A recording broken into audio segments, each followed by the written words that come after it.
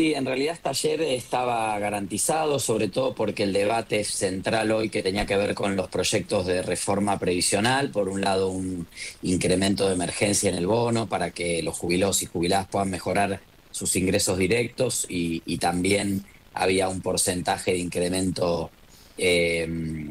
para todas las categorías de una deuda que todavía tiene el gobierno nacional a partir del empalme de las distintas fórmulas de jubilación del año pasado y lo otro era la moratoria jubilatoria. Había 11 proyectos de todos los bloques, incluso el propio bloque de la Libertad Avanza tenía un proyecto, el PRO había presentado 2 proyectos, el radicalismo, que fue uno de los partidos ausentes hoy que no nos permitió sesionar, tienen la presidencia de la Comisión de Asuntos Previsionales. Bueno, hasta ayer se suponía que todo marchaba de acuerdo a lo que se había conversado. Después aparecieron algunas versiones de conversaciones con algunos gobernadores para que algunos diputados y diputadas no lleguen a dar quórum. Faltaron 5 diputados y diputadas para lograr el número y sesionar. Vamos a insistir en las próximas semanas, obviamente, porque sabemos que hay mucha atención pública en lo que pasa con las jubilaciones y pensiones. Yo decía ahí en el discurso que la verdad es que nos da un poco de vergüenza ajena, ¿no? Los miércoles, cada miércoles, la represión a los jubilados y jubiladas. Hoy otra vez, periodistas, reporteros gráficos detenidos, una represión excesivamente desplegada para un colectivo de personas que no era para nada numeroso, pero el gobierno tiene que mostrar allí la fuerza, bueno, y dentro del recinto, por la cobardía, por el cinismo de muchos que se escondían detrás de las cortinas, se reían, varios de los cuales durante la campaña electoral porteña hablaron de la necesidad de no ajustarle a los jubilados, de que la motosierra no pase por los jubilados. Hoy no se hicieron presentes, finalmente mostraron la verdadera cara y lamentablemente nos quedamos sin la posibilidad de sesionar. Diputado, ¿cuáles van a ser los beneficios de esta reforma previsional? A ver, son 2 grupos de proyectos. Los proyectos que tienen que ver con el ingreso y el poder adquisitivo de los jubilados y jubiladas incluyen la recuperación de un 7,2%, que es este porcentaje que viene adeudado de parte del gobierno cuando cambió la fórmula anterior a la fórmula actual, aprobada por un decreto de necesidad y urgencia del presidente Milei. Y aparte se plantea un aumento, un incremento del bono, que actualmente está en 70.000 pesos, el bono que se paga para las jubilaciones de la mínima y hasta una mínima y media, elevarlo a un monto que va entre 105 y 115.000 pesos. Hay diferencias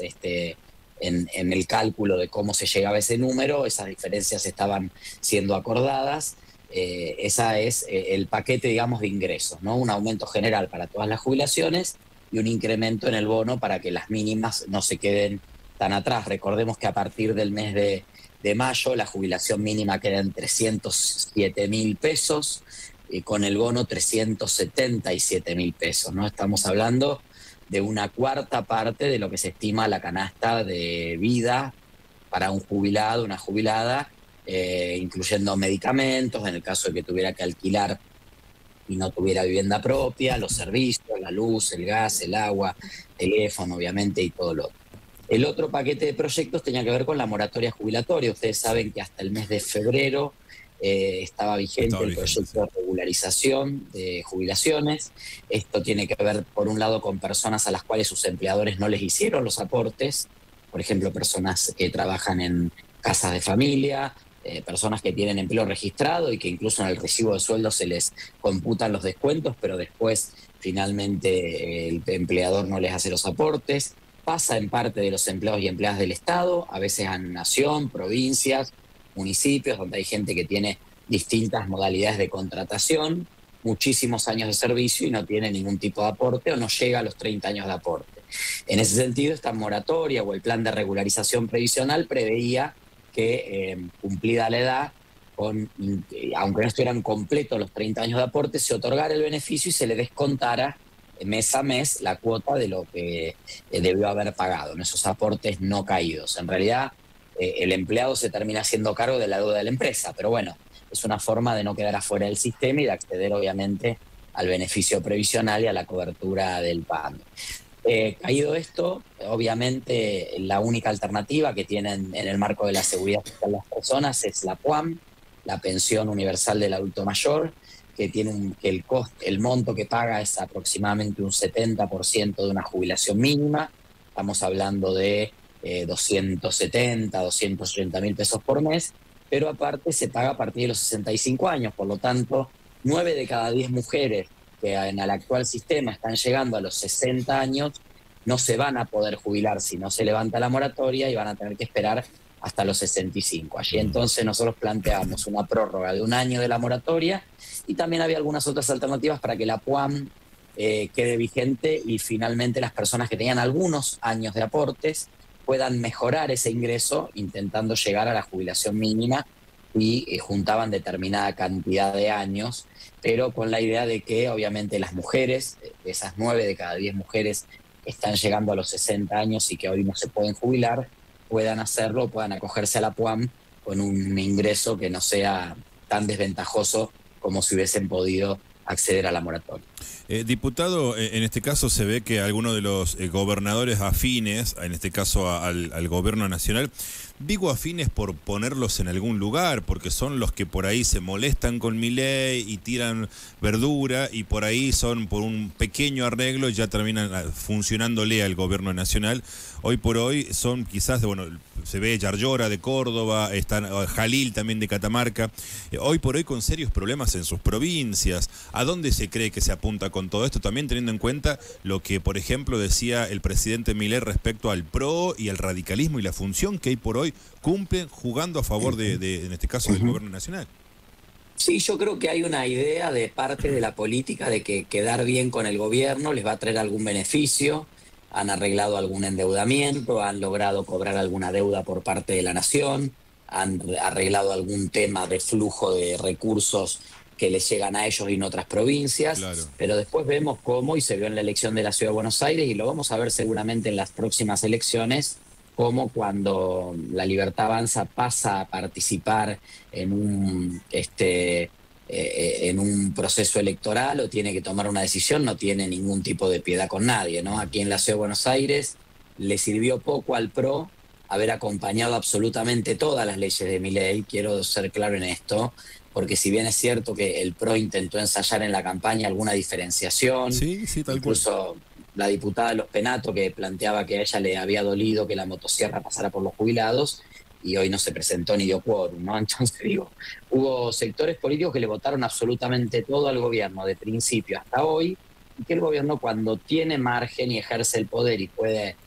hacer la representación en primera persona de esas ideas, va a fondo y no le importa nada, ¿no? Y tal vez algunos gobernadores, algunos diputados, algunos referentes de los partidos, hoy especulan en ver si pueden ser parte de alguna lista de La Libertad Avanza. Ya no te digo una alianza de partidos, es que te den un lugar en sus listas. Claro.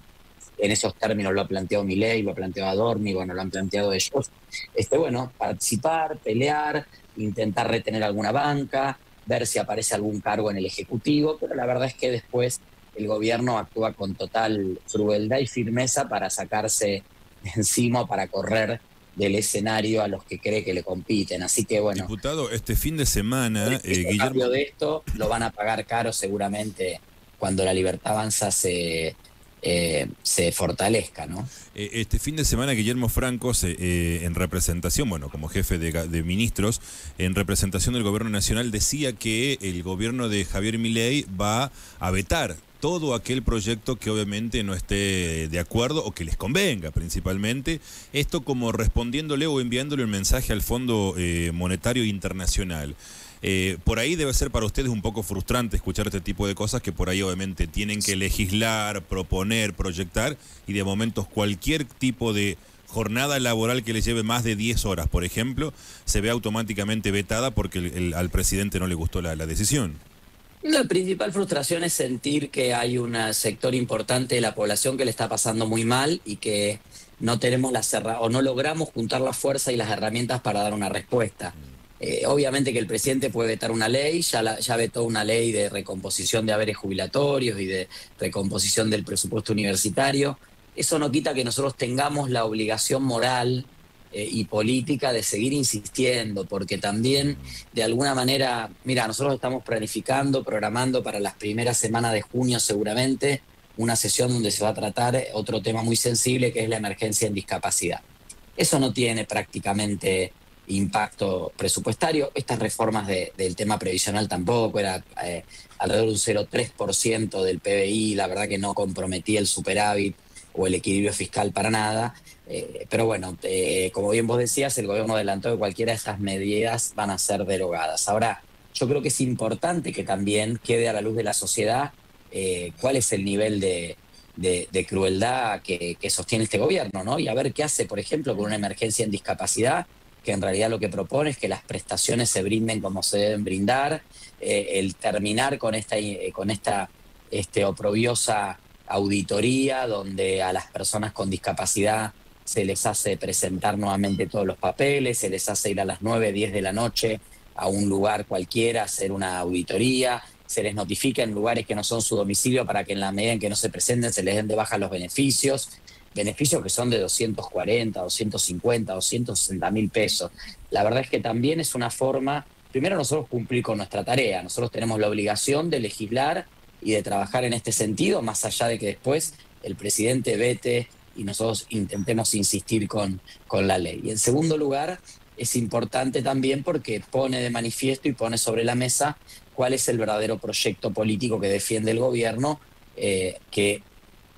con total cinismo hoy dice que evitar un aumento de jubilaciones beneficia a los jubilados, porque en el futuro, cuando no haya inflación, bueno, finalmente esto de la supuesta no emisión del gobierno es una mentira. El gobierno emite para fondearse con ganancias ficticias del Banco Central, el gobierno está emitiendo distintos bonos para que es deuda futura que vamos a tener que pagar, aparte del endeudamiento con el Fondo Monetario Internacional y con otros organismos internacionales, y parece que para lo único que no se puede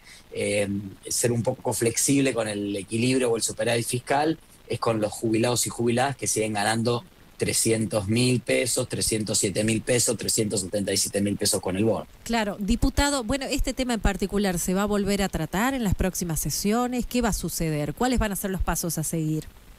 Bueno, nosotros tenemos previsto, la semana que viene hay algún conflicto aeronáutico, varios días de la semana no va a haber vuelos, así que eso a veces complica la dinámica de funcionamiento del Congreso. Tenemos la idea de ir el 4 de junio o el 5 de junio a una sesión por el tema de emergencia en discapacidad y retomar, obviamente, si no es esa semana, será la siguiente, una sesión en la cual juntemos el quórum y logremos avanzar con el proyecto, con los proyectos previsionales. Se hace muy trabajoso, muy empastado el funcionamiento del Congreso por la voluntad del gobierno y sus aliados de que el Congreso no funcione como deberá funcionar. Así nos lleve 1, 2, 3 semanas más, vamos a insistir y no tengo duda que vamos a lograr la media sanción de estas iniciativas, tanto la emergencia en discapacidad como las reformas y el incremento de los beneficios previsionales, que sin duda es algo que la gente necesita y que aparte, como les decía antes, vemos cómo miércoles tras miércoles esos jubilados y jubiladas que son tan valientes, tan aguerridos y que están dando la pelea en la plaza y en la calle, están poniendo el cuerpo por ellos y por ellas no podemos bajar los brazos. Diputado, por su tiempo para con nosotros, muchísimas gracias.